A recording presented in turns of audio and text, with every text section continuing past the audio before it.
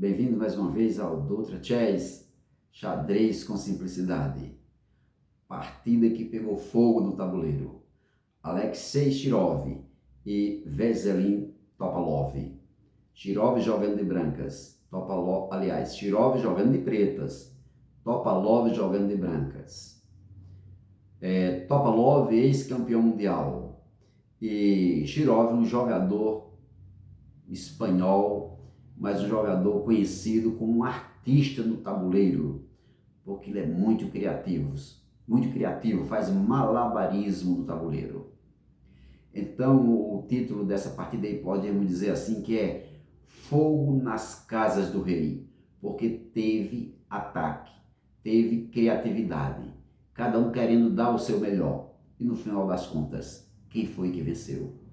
Como estamos na série A Arte do Sacrifício, não deixou de ter sacrifício nessa partida. Houve sacrifício sim. E a partida teve seu início com o Topalov jogando D4, ou abertura agressiva. Topalov joga D4 no primeiro lance, procurando controlar o centro. E Shirov vai de cavalo F6, C4, domínio total, 2 peões no centro. Um peão já domina, e 2 peões dominam muito mais. Lá vai um G6, procurando fazer a Índia do rei, jogar o bispo em G7, já abriu uma brecha aqui, um espaço, né, para colocar bispo em G7. E Topalov prossegue com sua partida, cavalo C3, cada um estabeleceu seu plano de jogo para aproveitar o melhor possível no meio jogo, quando houver táticos. Já mandou um D5, vamos tirar logo esse centro, trocar as peças se possível, e a troca de peças. C captura D, cavalo captura D, e lá vem o ataque, E4. 2 peões no centro do tabuleiro. Shirov não tem mais nenhum peão no centro do tabuleiro, mas ele aproveitou e capturou. Cavalo captura C3. Cavalo captura C3. B captura C3. Material igual, partida equilibrada. Uma pequena vantagem para Topalov, que está jogando de brancas, por conta do desenvolvimento. Já desenvolveu 3 peões, enquanto Shirov só desenvolveu um peão. Outro detalhe é o espaço. Em questão de espaço, Topalov está ganhando espaço. Ele já está ocupando a 4ª linha, o centro do tabuleiro, e Shirov ainda tem que desenvolver, avançar um pouco para tentar o equilíbrio. Então ele joga bispo G7, controle da diagonal, controle à distância, e também já preparou seu roque. Enquanto isso, Topalov tem um atraso lá, tem 2 peças entre o rei e a torre do roque curto que ainda não foram desenvolvidas. E ele começa a desenvolver a primeira, dando logo um cheque, jogando bispo bispo B5, cheque, e foi defendido com o peão C6, defendeu o cheque e ameaçou o bispo. Isso é bom para os iniciantes de xadrez. Quando recebem um cheque, só fuja com o rei, se não puder defender. E de preferência, se puder defender com uma pecinha menor, atacando a que está dando cheque. No caso aqui, C avançou uma casa, C6, ameaçou o bispo. E o bispo é obrigado a fugir. Então foge para A4.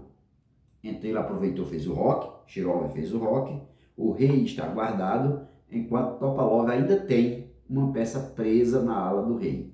E ele procura desenvolver com urgência essa peça. Cavalo, E2, desenvolveu, já preparou seu roque, e Shirov desenvolve mais uma peça, cavalo D7.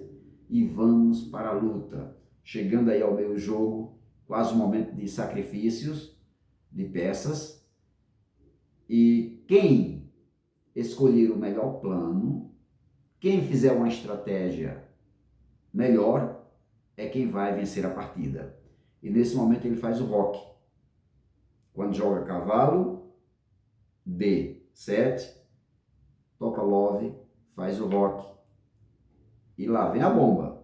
D5, aliás, E5, procurar tirar o centro, desestruturar o centro de Topalov. Topalov não se preocupa, fortalece um pouco mais o centro aí, ele joga F3, ele quer um centro bem forte. Então vem dama E7 por parte de Shirov, tentando manter controle e reforçando defesa ao peão central. Já tem duas, ele coloca mais uma. E o Topalov joga bispo E3, pronto. Essa diagonal aqui começa a ser controlada pelo Topalov. Evita qualquer lance que ameace o rei. Por exemplo, se esse peão não tivesse em E, poderia jogar uma dama, digamos assim, ameaçando o rei. Mas o objetivo desse bispo em E3, além de ser desenvolver uma peça, tem um domínio em toda a diagonal. Então ele domina a diagonal de C1 a H6, que possivelmente pode ter uma proposta aí de trocas quando ou se o Topalov desenvolver a dama para D2. Então a tendência é fazer uma troca. Mas quando ele joga bispo em E3, lá vem a torre para D8. Essa torre D8 tem um objetivo: ameaçar a dama, embora não seja uma ameaça direta, mas é uma ameaça indireta. Quando os peões que estão na coluna D saírem da frente por alguma troca de peões, algum lance aí, então a torre fica ameaçando a dama fica vulnerável ao ataque direto da torre. Ele livrou a dama C2, além de defender o peão de C3, colocar como uma defesa do peão de C3, apesar do peão não estar ameaçado, mas ele botou uma proteção nesse peão, que já tinha uma, que era o cavalo, colocou mais uma, e consequentemente ameaçou, aliás, controlou a diagonal de B1 até H7. Esse ponto aqui, H7, é onde sempre acontecem os mates. Então, Shirov joga cavalo B6, ameaçando o bispo, e o bispo ou sai daí, também não tem problema se ele ficar, porque ele está protegido, mas teve esse objetivo, ameaçou o bispo, porque um bispo, principalmente chamamos o bispo branco, que domina as diagonais, onde tem um ponto mais fraco do tabuleiro, G7 e H7, que são os pontos de mate, mas ele defendeu o bispo. E quando defende, Shirov disse: vamos tirar esse bispo daí, e joga bispo E6, propondo uma troca. Agora não, está cedo. Não é hora de trocar, diz o Topalov. Pega a sua torre que está em A1, a centraliza, né, na coluna. Aliás, coloca no domínio da coluna, no centro do tabuleiro. Torre de A, que tem a torre de F também, torre de A em D1, dominando a coluna. Quando a coluna está aberta ou semi-aberta, é bom ocupar com uma torre. Então lá vai o cavalo, ó, ameaçando o bispo. Cavalo C4. Bispo se defende, não vai ficar aí. Também não quis capturar, porque o bispo capturaria, né? Mas ele disse: eu quero é controle das casas. Topalov joga bispo em C1. Então, lá vem um pouco mais de dinâmica no jogo, agressividade, domínio de casas, o cavalo está num posto aí avançado, vamos reforçar esse posto. Ele jogou B5 e vamos atacar a ala da dama. Ele jogou F5, o Topalov joga F5. Agora tem um ataque, dois ataques. Pode ser que queira primeiro capturar e depois fazer as trocas e ganhar um peão. Mas nesse momento, Shirov não espera, vai lá e captura. Captura D4 e em contrapartida, cavalo captura D4. Tá tudo defendido, não tem problema. Se bispo capturar, peão pode capturar, ou torre pode capturar por troca de torre. Mas ele disse não, agora está na hora de fazer uma ameaça, vamos ameaçar aqui a torre e joga bispo G4 aí, ameaçando a torre. Torre se defende, mas se defende indo para uma casa onde mantém-se dominando uma coluna e com a probabilidade de avançar o peão da coluna E. Então joga torre E1, reforçando aí além de se livrar do ataque do bispo, reforçando aí a proteção ao peão de E4. Lá vai dama, né? Vamos jogar com a dama. Olha a cravada, olha a cravada. Dama, cravou o cavalo não pode sair da frente que o rei fica em xeque. Então com essa cravada, a preocupação de Topalov foi se defender. E a defesa dele foi afastando o seu rei. Pega seu rei e joga em A1.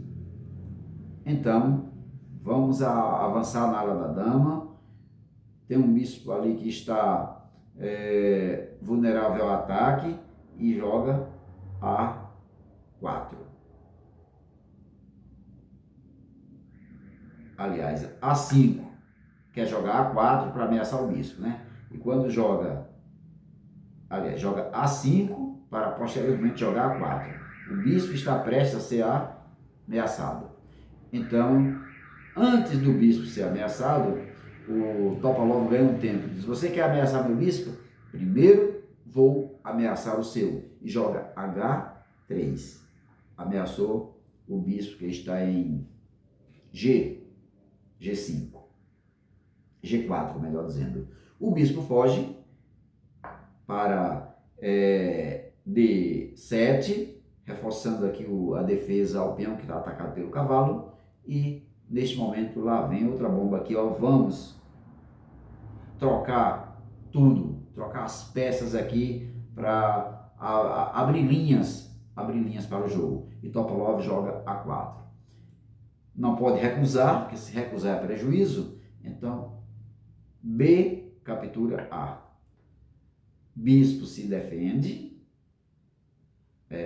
do ataque e a dama ficou prestes a capturar o peão de A4.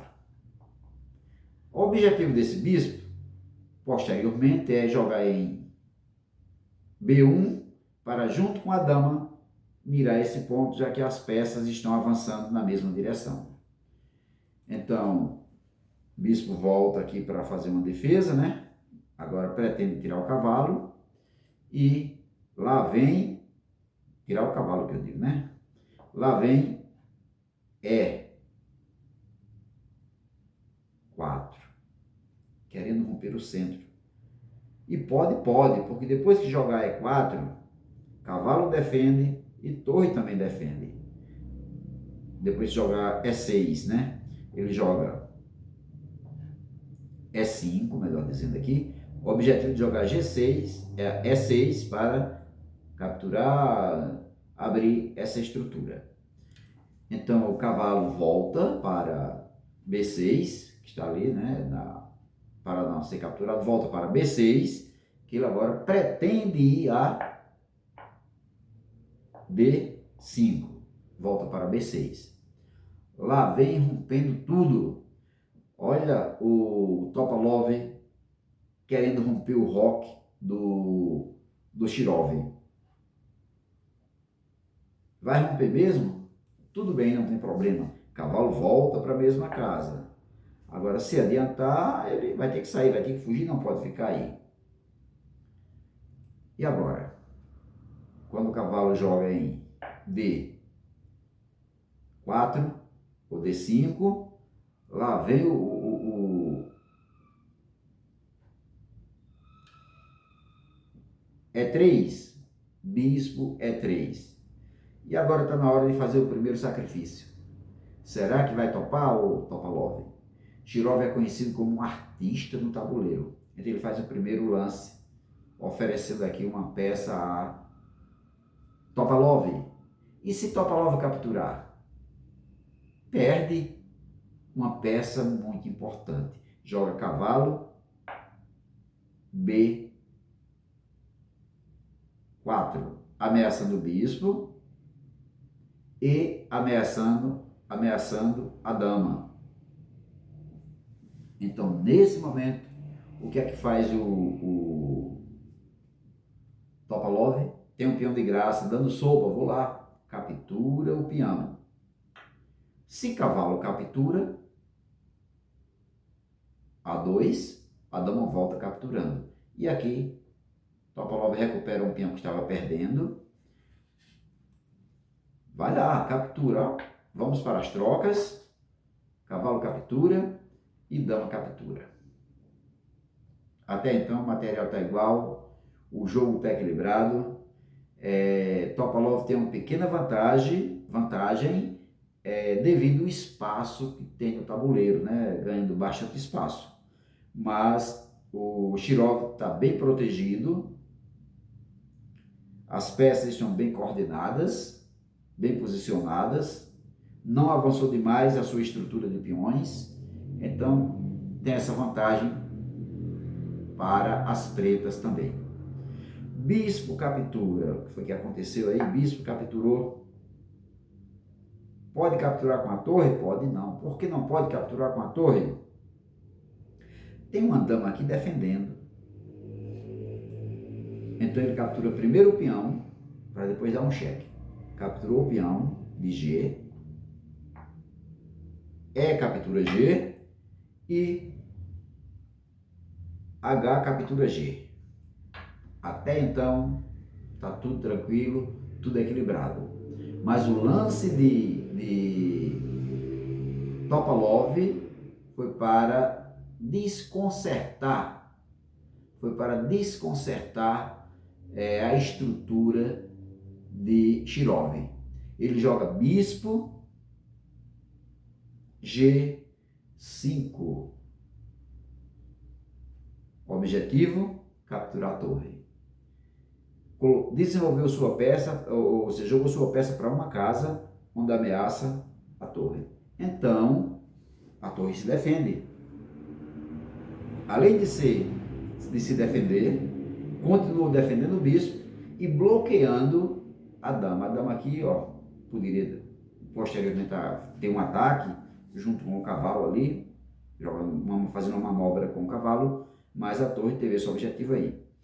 Também pode fazer uma tática aqui nessa posição de ganhar peça. Esse aqui também já ficou livre para um ataque. Vamos defender e vamos dobrar as torres. Defender o peão. Agora tem a intenção de trazer outra torre para ficar a torre dobrada. Mas Shirov percebe tudo isso. Como só tem uma defesa, ele traz mais uma defesa. Então ficou torre e dama defendendo o bispo. Lá vem a dama. 2 ataques, tem 2 defesas e 2 ataques. Ele pode trazer outro ataque? Pode. Se ele colocar outra torre lá, ficam 3 ataques a uma peça.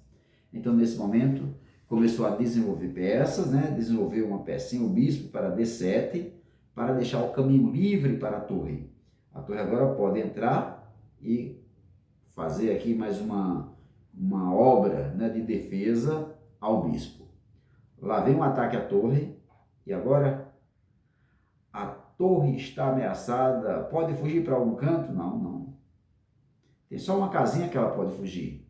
Mas antes de fugir, ela poderia vir para C5. Ela deixou, não, deixa para você capturar. Foi lá e capturou o cavalo. Tem um cavaleiro ali que está dando sopa também. capturou o cavalo, ameaçando a torre. E quando captura o cavalo, ameaçando a torre, também captura a torre. Como é que está aí a situação? A essas alturas, na estratégia de Shirov, ele já está ganhando um peão. Está igual o material aqui, vamos conferir, mas Shirov tem um peão a mais. Enquanto Topalov capturou 4 peões, Shirov capturou 5 e ainda está ameaçando a torre. E nessa posição, ele captura a torre.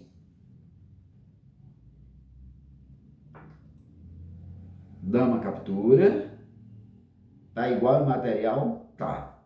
Somente na desvantagem de um peão.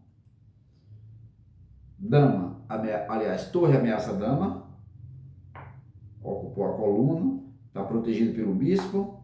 Dama não pode capturar. E a dama vai ter que fugir daí. Olha para onde a dama foi. Qual é o objetivo dessa dama? Fez um ataque duplo, eu posso dizer.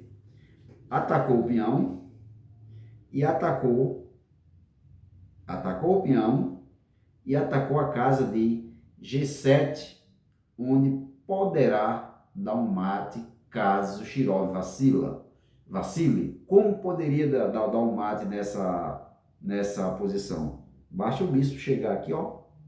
Ah, agora tem mate. Tem que estar ativo. O que é que fez o Shirov? Capturou. Não tem problema. Defendeu o peão que estava ameaçado. E o bispo, será que vai para aquela casinha ali? H6 para, juntamente com a dama, dar um mate? Foi, exatamente foi para aquela casa, ó. H6. E agora? Tem como defender? Tem, propondo uma troca, mas ele não quer colocar essa peça, propor troca agora. Jogou torre, E5, defendeu, bloqueou, chama-se bloqueio. Bloqueou a dama. Dama não pode entrar dando checkmate em G7, que a torre bloqueou. Então, lá vem a torre de Shirov, ou de Topalov. O que é que essa torre quer aí? Ah, tá. Olha o plano, olha a sutileza. Joga a torre para, no próximo lance, oferecer a torre de graça. Se capturar, a dama entra em dar cheque. Se capturar, a dama dá cheque. Por isso que ele adiantou a torre aqui, 3 casinhas, jogando para F3. Vamos trocar as damas aí, porque a situação está perigosa. Então Shirov propõe a troca de damas. Não, Topalov não quer aceitar. Uma dama dessa, que está nessa diagonal aqui ameaçando, não, trocar agora não. E foge para A1, para manter pressão na diagonal e manter pressão na diagonal com o objetivo de chegar em G7. Então o bispo defende aqui a posição, jogando em F, mas pode sofrer um ataque, jogando em F5, pode sofrer um ataque do peão? Pode, mas compensa, aí nós vamos analisar, porque se jogar bispo ameaçando, aliás, peão ameaçando o bispo, jogando um G4 ameaçando o bispo, vai sofrer uma cravada. Aí perde a torre, porque a torre não vai poder sair da frente, ficará em xeque. Mas quando ele joga F5, bispo em F5, lá vem a proposta. Entregar a... Mas presta esse lance aí. Funciona. Funciona. Se dama captura, bispo captura. Mas ele não capturou, ele jogou. Deixou como está, jogou F6, defendeu. Defendeu a torre, no caso. O peão está sem defesa. E lá vem a captura. Dama captura, propondo a troca. Porque a essas alturas, a troca favorece a Shirov. E ele não quis. Ele jogou dama, cheque, ameaçou. E, mais uma vez, uma troca. E ele capturou, aceitou. Dama captura e C captura D. E agora como é que está a posição? Bom, a essas alturas do campeonato, a posição praticamente está em empate, porque são bispos de cores opostas e esse bispo aqui vai dominar toda a diagonal. Então esse aqui não vai conseguir promover. Olha lá. Bispo D2. E com esse bispo em D2, ele pode vir daqui a pouco, né? Já ameaçou o peão. Quando o peão se defende, ele domina toda a coluna aqui, toda a diagonal, e esses peões não promovem. Então, está ameaçado, se defendeu. Bispo joga C3, dominando a diagonal, como mencionei, ameaçou o peão. E o rei agora vai ter que se defender. Vai ter que defender o peão. Rei anda para F7, defende o peão. E agora, como é que vai fazer? Olha o lance de Topalov. Lá vem prossegue, defender o peão central e avançar o rei, centralizar o rei. Sim, detalhe. Quando as peças maiores desaparecem do tabuleiro, quanto mais o rei ficar centralizado, mais a probabilidade é maior de você vencer a partida ou de você promover um peão à dama. Então ele joga o rei em E6 e Topalov joga em G1. O objetivo de G1, trazer o rei, centralizar tudo. Mas quando joga em G1, lá vem aquele sacrifício inesperado que até hoje é comentado. Esse é o sacrifício mais badalado na história do xadrez. Muitos no momento não entenderam o lance de Shirov. Bispo H3. Por que dar o bispo de graça, dar a peça? Ele vai ficar com um bispo a mais. E o rei pode andar, tentar capturar. Tem um peão aqui ainda para tentar promover. E quando ele joga o bispo em H3, o Topalov diz: está de graça. E agora a vantagem é toda minha porque eu tenho uma peça a mais. Apesar de ele ter 4 peões, mas eu tenho 2. Mas tem uma peça e uma peça superior. Numa diagonal é superior a 50 peões. Pode colocar 50 peões assim, ó, tudo juntinho que o bispo na diagonal controla tudo. Não passa um. Então ele vai lá e captura. A partir de agora vai começar o sofrimento de Topalov. Ele joga rei em F5, rei F2, e lá vai Shirov. Rei E6, deixou o peão de graça. Mas por que deixou o peão de graça? Tem um objetivo em deixar esse peão de graça. Se capturar, perde. Mas o que acontece é que o Topalov não viu a sutileza, o que estava por trás do lance de Shirov, desde que sacrificou o bispo. Ele tinha um plano, tinha uma estratégia, e ele colocou esse plano, essa estratégia em execução. E bispo captura F6. Quando captura F6, recebeu o bloqueio. Foi bloqueado. Não anda mais esse bispo, só se for dar o bispo de graça. E agora o outro está livre para promover. Mas não tem problema. Topalov disse: eu tenho pano para as mangas. Eu tenho minha estratégia. Promover aqui? De jeito nenhum. E pega seu bispo, joga em E7. está controlando a diagonal. Vê o quanto é importante bispo controlar a diagonal. Não passa. Se for, eu pego. Então, o Shirov já tem seu plano bem feito, bem elaborado. Joga rei D3. E agora, promove ou não promove? Se não promover o da coluna H, vai promover o da coluna D. Mas ainda tem um lance. Bispo C5. E esse bispo C5 vai ter como promover? Eu pego um aqui, tá, eu pego outro. Mas o lance de Shirov, rei, ameaçando o bispo, rei em C4, fez o bispo retornar e o bispo retornou.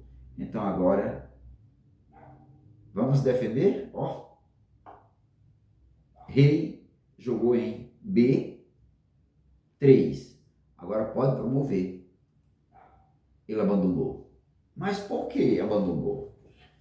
Se vier o bispo pega, pega. Se vier, o bispo pega. Se adiantar, o bispo pega. Mas antes disso aí, não tem um lance de rei para tentar dominar esse peão e a partida ficar pelo menos empate? Porque se faz o lance de rei, ele não pode adiantar. Se adiantar, o bispo captura. O problema é, se fizer o lance de rei, o rei também avança. E a casa da promoção está defendida. Agora o peão pode andar e promover. Mas tem ainda uma defesa. Ó, tem uma defesa. Mas aí vem cheque, rei vai ter que se mover.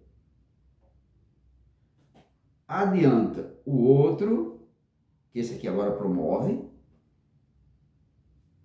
Se capturar, toma cheque, rei tem que se mover e vem a dama dando cheque e a vantagem fica grande, né? Uma dama contra o bispo, dama contra bispo. Gostou? Dê seu like e se inscreva no canal.